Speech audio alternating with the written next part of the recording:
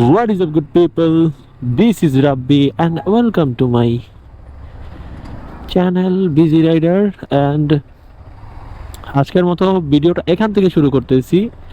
আজকে হচ্ছে জনতা হাউজিং এর রোডটাতে বের হওয়ার কথা ছিল অনেক আগেই, বাট বের হইতে পারি না। ইউজুয়ালি যা হয়, আমার মনে পড়ে আমি এইখানটাতে আমি একটা করছিলাম, যে অ্যাক্সিডেন্ট করছিলাম এইখানটাতে অনেক 3 বছর আগের কথা। তখন বাইক চালানো শিখতেছি এমন একটা অবস্থা ছিল, আর ভালোই গুরুতর একটা আহত হয়েছিলাম। এখনো হাতের মধ্যে দাগ আছে। এই জায়গাটা আসলে আমার এই কথাগুলো মনে পড়ে, যে এখানে অ্যাক্সিডেন্ট করছিলাম। দুইটা জায়গায় অ্যাক্সিডেন্ট করছিলাম। একটা হচ্ছে ওই কমার্স কলেজের যে রোডটা, এই যে শিয়ালবাড়ির মোড়টা হয়ে মোড়ে ওইখানে যখন অ্যাক্সিডেন্ট করছিলাম, শিয়ালবাড়ির মোড়ের ওইখানে পুরো রাস্তা আসছি ভালো, বাসার সামনে আইসা করি হচ্ছে অ্যাক্সিডেন্ট। তো এই ছিল অবস্থা। আর সেই অ্যাক্সিডেন্টটা করছি টোটালি একটা ভয় পেয়ে ব্রেক চেপে দিছিলাম, আর মাঝখানে কোনো ডিভাইডার ছিল না। দ্যাটস ওয়াই ব্রেক চেপে বসছি। এখন ব্রেক চেপে বসার কারণে আর তো ভাই, এটা তো আর সাইকেলের ব্রেক না, তখন তো সাইকেল চালা অভ্যাস ছিল। আর তো পুরাই ছ্যাঁচড়ায়া এখান থেকে পুরা মেন রোডে চলে গেছি। এখন যেখানটাতে আছে এখান থেকে একদম ওই সামনে দেখেন মেন রোড দেখা যায়, মেন রোড পর্যন্ত ছ্যাঁচড়ায় চলে গেছি। আল্লাহর রহমত ছিল, আল্লাহ বাঁচাইছে। আর আমার বাইকের মধ্যে এমন বাম্পার লাগানো ছিল ভাই, আমি এখনো আমার সে আগের বাইক এবং বাম্পারটাকে মিস করি। সুন্দর মডিফাইড একটা বাম্পার ছিল, এবং যেই দেখতো মানে দেখার মতো একটা বাম্পার ছিল।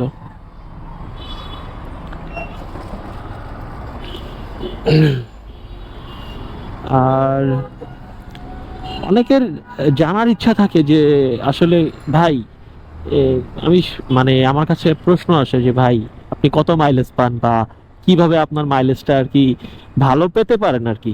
তা ভালো মাইলেজ বলে একটা কিছু আছে।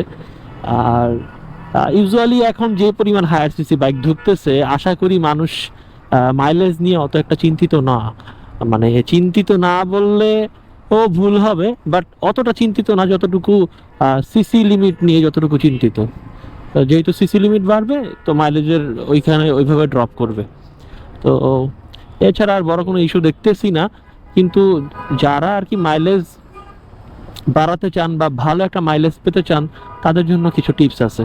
সেটা হচ্ছে এই যে ফার্স্ট অফ অল হচ্ছে আপনার যিনি বাইকটা চালায়, হ্যাঁ, যে বা যিনি বাইকটা চালায় তার উপর ডিপেন্ড করে সে কতটুকু মাইলেজ পাবে। এই যে দেখেন আমি যে চালাচ্ছি, দেখেন আমার ক্যামেরা থেকে মানে আমার ভিডিওতে আর কি, ভিডিওতে আপনি খেয়াল করলে দেখবেন যে আমার মেজরিটি টাইম হচ্ছে আমার ইকো লেখাটা জ্বলে থাকে। এই যে দেখেন ইকো লেখাটা জ্বলে আছে, তার মানে কি ইকো ফ্রেন্ডলি।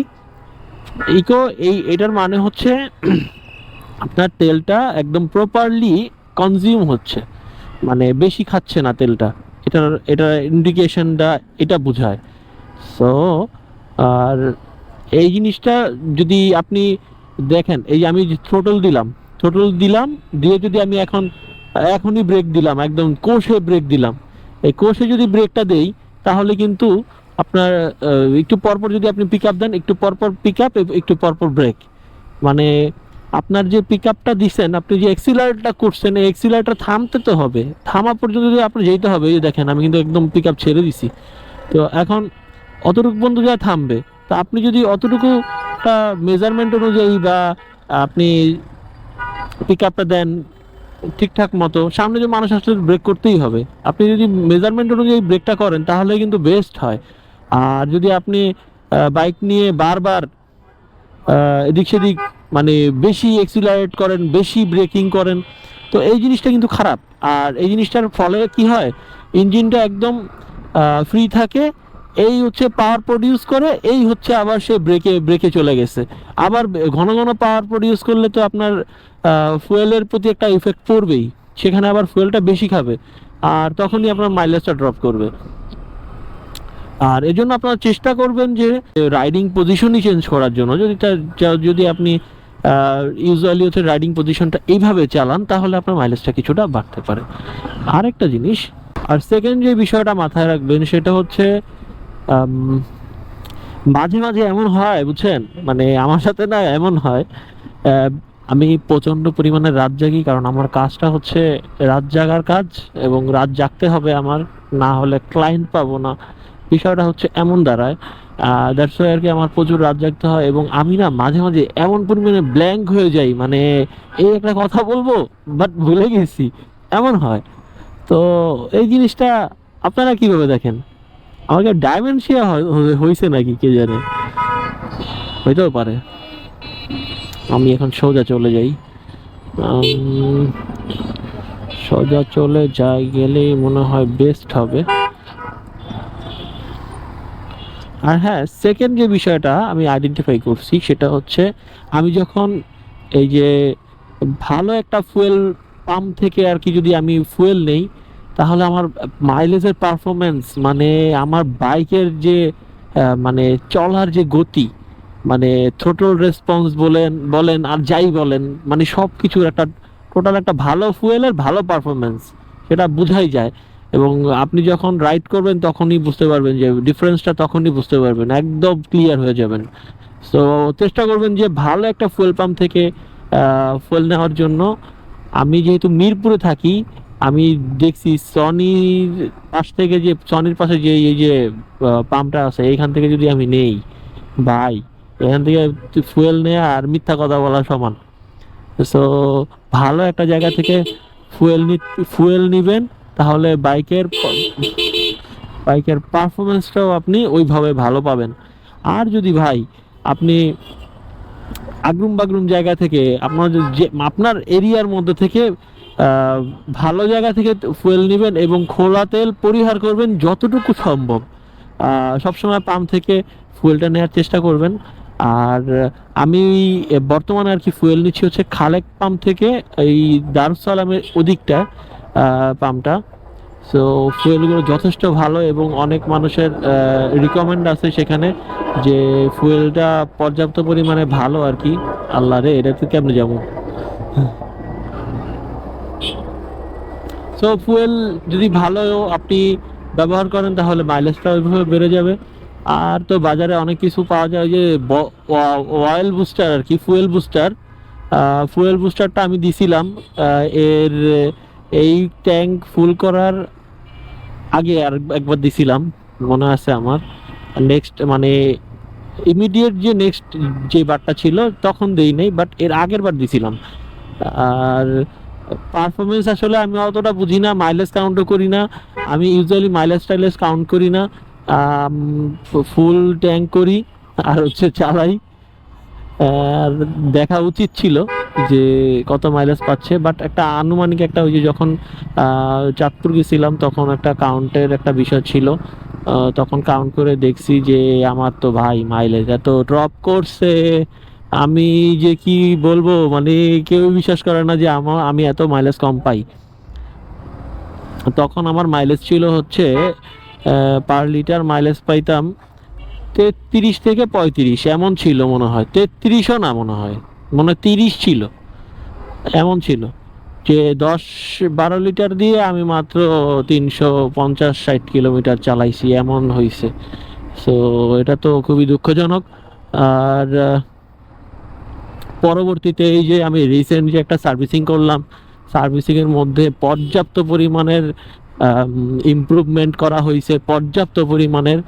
সো এই ইমপ্রুভমেন্টের কারণে হয়তো হয়তো আমার বাইকের পারফরমেন্স বলেন, বাইকের মানে সব কিছুই আর কি, মানে ব্রেকিং হইতে, তারপরে আপনার মাইলেজ হইতে, বাইকের পারফরমেন্স হইতে, টোটাল বিষয়টা একটা ভালো একটা ফিল পাচ্ছি। সো আমরা যদি মানে বাইকাররা যদি ইয়ারলি যদি 2টা মাস্টার সার্ভিসিং দেয় ইয়ারলি, তাহলেই হয়। আর এছাড়া টুকটাক যখন যেটা লাগবে তখন ট্যুরিং বেশি করলে, যদি ট্যুর বেশি করে তাহলে সেই পরিমাণ লাগাবে। বাট 2টা মাস্টার সার্ভিসিং হচ্ছে মাস্ট, 2টা মাস্টার সার্ভিসিং মাস্ট হচ্ছে ইয়ার সময়, ওই ইয়ারলি আমি মনে করি অনেকে বেশিও করতে পারে যার বেশি বেশি বেশি বেশি বেশি বেশি সে চালাবে ওইভাবে সার্ভিসিংটা করে নেবে, চালানোর উপর ডিপেন্ড করে। এই হচ্ছে ঘটনা। আর এখন আসি হচ্ছে 11তে। থার্ড বিষয়টা হচ্ছে আপনার টায়ার প্রেশার যদি আপনার ঠিকঠাক না থাকে তাহলে কিন্তু আপনার মাইলেজ ড্রপ করবে। এবং আর আবার অনেকে আছে যে হচ্ছে মোটা চাকা লাগানোর ফলেও কিন্তু অফরোডিং এর ওগুলো লাগালে কিন্তু আপনার মাইলেজ ড্রপ করবে। তখন আপনার এটা ইউজুয়ালি আপনার মেনে নিতে হবে যে মাইলেজ ড্রপ করতেছে মাস্ট। সো চাকার হাওয়াটা চেক করে নেবেন, এটা আসলে বেশি কষ্টের কিছুই না। এটা আপনি নিয়মিত চাকাটা আর হাওয়াটা দেখে নেবেন কিছুদিন পর পর। যদি ভালো থাকে মানে ঠিক থাকে তারপরে একটা চেক দিয়ে নেবেন। যদি কনফিউশন থাকে এটা 20 টাকার একটা কি বলে খরচা মাত্র।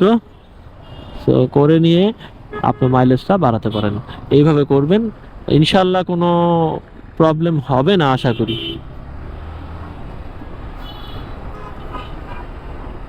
এই ছিল। এখন এখন এখন অনেক এখন অলরেডি সন্ধ্যা হয়ে যাচ্ছে। সন্ধ্যা। সো এখন কি করা যায়? সন্ধ্যা হয়ে যাচ্ছে, এখন করা যায় হচ্ছে ব্যাপার না, এখান থেকে যেতে পারি না।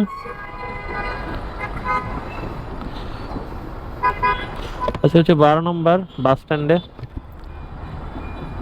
তো সাগুপ্তা হয়ে ঘুরে আসবো চিন্তা করছি। বাইকও থামলে কথাও থাইমা যায়। আর যদি ভাই আপনি ছাত্রীর মতো আপনি হয়ে থাকেন ছাত্রী, তাহলে আপনার বাইকের মাইলেজ নিয়ে আপনার কোনো টেনশনের কোনো কারণ নাই। কারণ আপনি যদি ছাত্রী হয়ে থাকেন তাহলে আপনার মাইলেজ নিয়ে আসলে আমি মনে করি টেনশনের কোনো কারণ নাই। কারণ হচ্ছে তারা মাইলেজ নিয়ে কোনো টেনশন করে না, কারণ তাদের বাপের অঢেল টাকা এবং তারা কিভাবে বাইক চালায় তারা জানে। এবং তারা যেভাবে বাইক চালায় মানুষ অ্যাকচুয়ালি মানে রাস্তাঘাটে যেই যাই বলুক ওরা ওদের মতোই আছে। So so so so so আবার ছাপড়ি রাইডার কিন্তু ভাইয়া মানে ওরা আবার অন্যজনের জন্য ক্ষতির কারণ হয়ে দাঁড়ায় মাঝে মাঝে। কারণ এমন এমন চাপ দিবে আপনাকে এবং এমন এমন কাজ করবে রাস্তাঘাটের মধ্যে করে বসবে, তো ওদের ভুলের কারণে আপনি হয়তো সাফার করতে পারেন। সো বি কেয়ারফুল গাইজ এবং বি কেয়ারফুল বাইকার্স। সো ছাপড়ি পোলাপান থেকে দূরে থাকবেন এবং ছাপড়ি কারা এটা জানেন। তো এখন এখন এখন এখন পল্লবী থানার এই পাশটা আছি। এই রাস্তাটা আমার কাছে ভালো লাগে, নতুন হয়েছে এবং রাস্তাটা হেভি লাগে। আর একটু আগে আসলে মজা পাইতাম। এখন তো হচ্ছে শীতের দিন, আর শীতের দিনে হচ্ছে আকাশটা মানে একদম মেঘাচ্ছন্ন থাকে। মানে আগের মতো ওই যে ছোপ ছোপ ছোপ ছোপ একটা ব্লু কালার ব্লু ব্লু একটা ভাব থাকে না, নীল নীল একটা ভাব থাকে না, এমনই। আর একটা পয়েন্ট মিস করে গেছি, সেটা হচ্ছে যখন জ্যামের মধ্যে বসে থাকবেন তখন ইঞ্জিন ইঞ্জিন কিল সুইচটা অফ করে রাখবেন। তাহলে আপনার জ্যামে যেই ফুয়েলটা নষ্ট হতো সেটা হবে না এবং ইঞ্জিনটাও ঠান্ডা হয়ে থাকবে। দেন আপনি যখন জ্যামটা ছেড়ে দিবে তখন আপনি রাইডটা আবার স্টার্ট করলেন, দেখা যায় যে 2-3 মিনিটের মতো একটা জ্যাম বা 5 মিনিটের ম্যাক্স হচ্ছে 5 মিনিট একটা জ্যাম থাকে। সো সেই জ্যামে যেই ফুয়েলটা নষ্ট হতো সেটা থেকে আপনি পরবর্তী মানে যখন রাইডটি স্টার্ট করবেন তখন আবার ভালো একটা মাইলেজ কাউন্ট করা যাবে। সো এই বিষয়গুলো মাথায় রাখবেন। তো আমার ভিডিওটা যদি ভালো লাগে থাকে তাহলে লাইক দিবেন। আর যদি আমার পরবর্তী ভিডিও দেখতে চান তাহলে ভিডিওটা কি বলে আমার চ্যানেলটা সাবস্ক্রাইব করে দিবেন। তাহলে আমার যত সব আপডেট আপনারা পেয়ে যাবেন। নতুন নিত্য নতুন ভিডিওগুলোতে যে সব ভিডিও আপলোড করা হবে সেসব ভিডিওর আপডেটগুলো আপনার সাথে চলে যাবে। সো দেখা হচ্ছে পরবর্তী কোনো ভিডিওতে। সেই পর্যন্ত ভালো থাকুন, সুস্থ থাকুন। আল্লাহ হাফেজ।